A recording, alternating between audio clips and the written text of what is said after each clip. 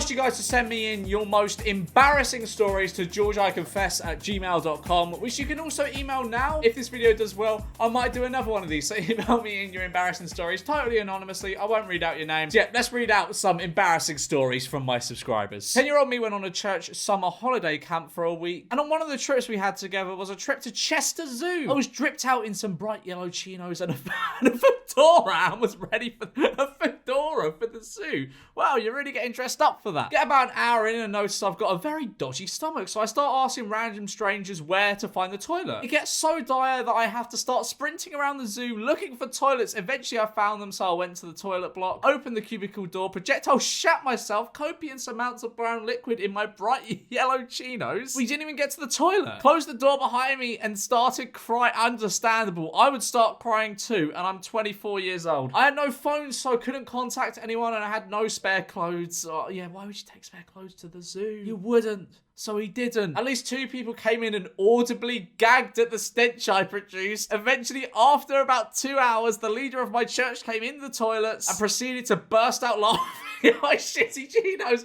while I, of course, was in tears.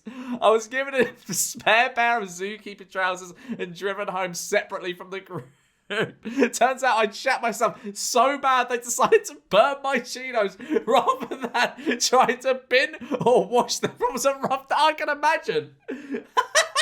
Oh, that's incredible. I just realised this is like, you know, Slap, the weekly slap that Slap does. This is like that, but instead of being like sincere, I'm just laughing. I'm laughing at your problems. What? Hi, George. I once got really curious and decided to try to shove some Heinz beans up my ass. I love how you censored that as if that first line wasn't fucking graphic enough, because I was wondering if there would be a weird sensation.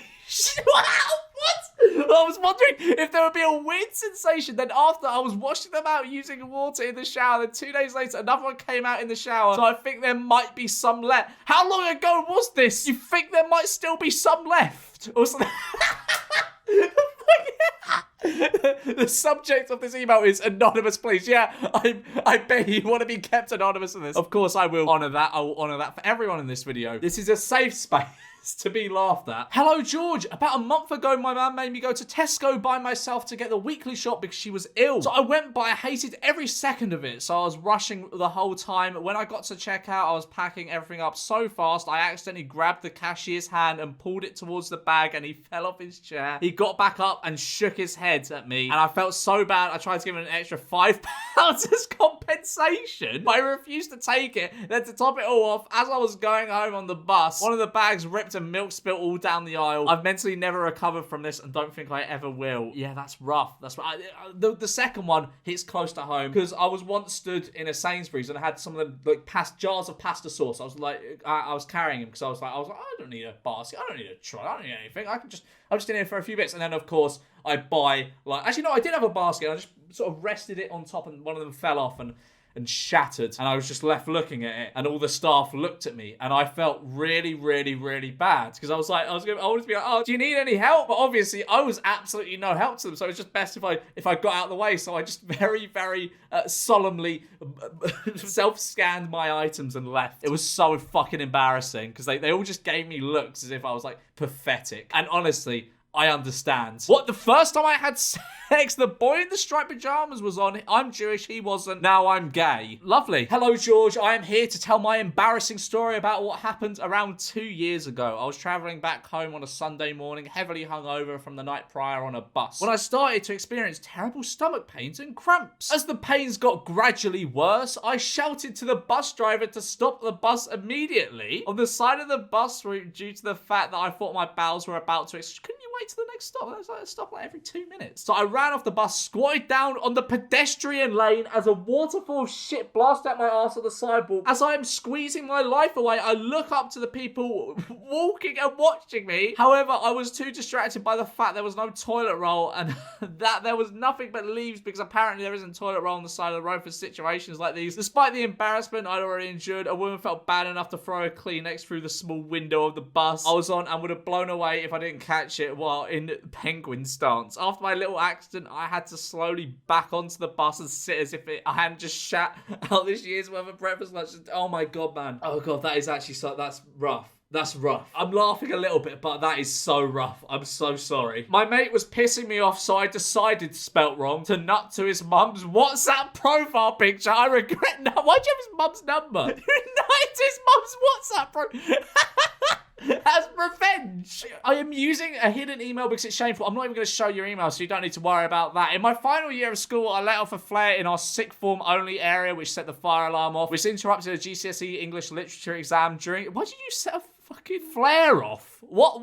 Why? During this, a kid had a mental breakdown and couldn't finish the paper or the next one. I don't know what happened to the kid, but I doubt he did great. Not only that, but I planted another flare in a prefect's bag and talked about them loudly near the head of year so they would get searched, which they consented to because they genuinely knew nothing about. And last I heard, they got expelled and couldn't do their A-levels at the school. Oh, man, they were predicting 3 A's and an A-star. All I know is they didn't get into the university they wanted to, and honestly, good, he was a proper prick. You're a knobhead. You are an absolute knobhead. And you've attached a video. I'm not downloading your file. I'm not watching this. When I was younger, I took a trip to a Holocaust museum whilst in a mock-up barrack. I got a hard-on thinking about how hot Anne Frank was. I was 13. Oh, I can't in good conscience laugh at that. I once went to a charity shop while my mum and sister went into a Costa next door. I came out of the charity shop having bought nothing, and I went to wait outside Costa. I saw what I thought was my sister sitting down at a table next to the window and decided it would be funny to stand in the window and wait to see how long it would take to notice me. I only stood there for about 30 seconds before I noticed my mum and sister were walking out of the door. I felt so embarrassed at that moment. Luckily, the girl who I thought was my sister never noticed me. That's not that bad. I've seen, wait, that's the most tame one in this video. Oh god, this is a longie. I was lucky enough to take part in an internship in France just as a heat wave hit the country. The accommodation was self-catering, so one sunny day I treated myself to some yogurt from Lidl. The yogurt was amazing, and being in such a good mood, I decided to go for a run around the campus to get familiar with the space, not realizing the unsuspecting yogurt was in fact spoiled by the extreme summer heat. Mid-run, I started to feel a few twinges of what I assumed was a stitch. The twinges turned to cramps, the cramps turned to intense pressure and pain. I turned back and started making my way back to my block when one particularly violent cramp forced a fart out of me, but the fart was not alone. Cheeks clenched, I waddled/ran as fast as I could without opening the floodgates to get back to the flat. Just as I get to the door, the pain is too much and I can't clench any tighter. A violent wave of diarrhea was released and held captive by my tight workout leggings. The block of flats had no lifts and I was on the top floor. Climbing the stairs dislodged the wet mass. I'm not reading the rest of this.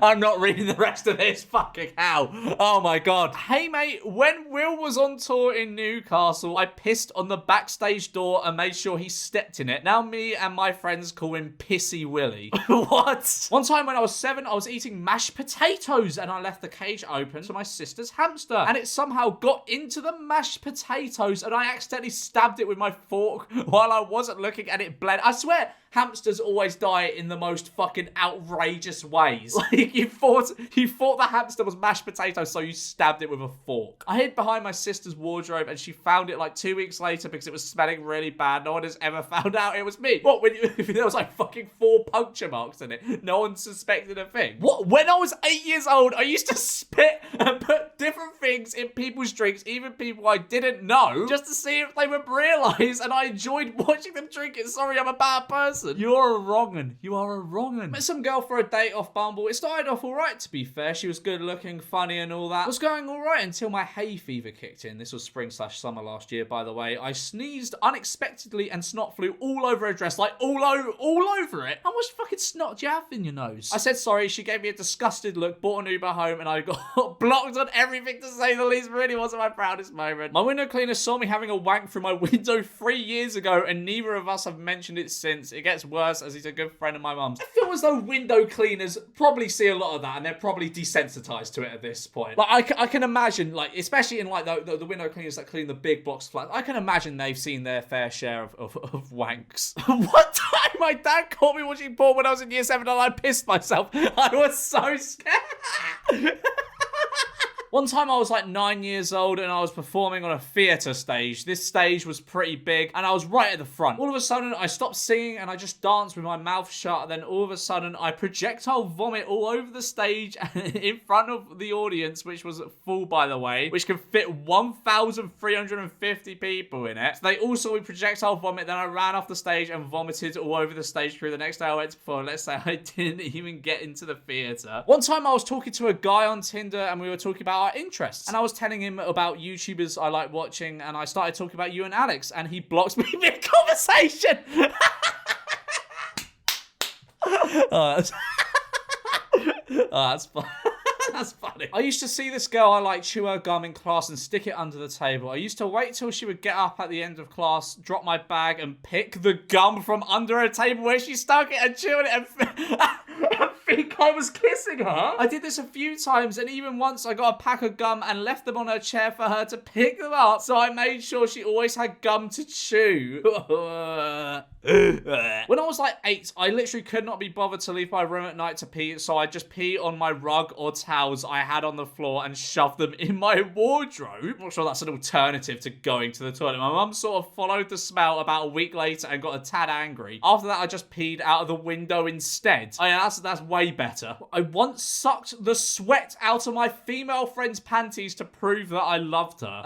And the subject of this email is very embarrassing. I am ashamed to type. You should be. How does that...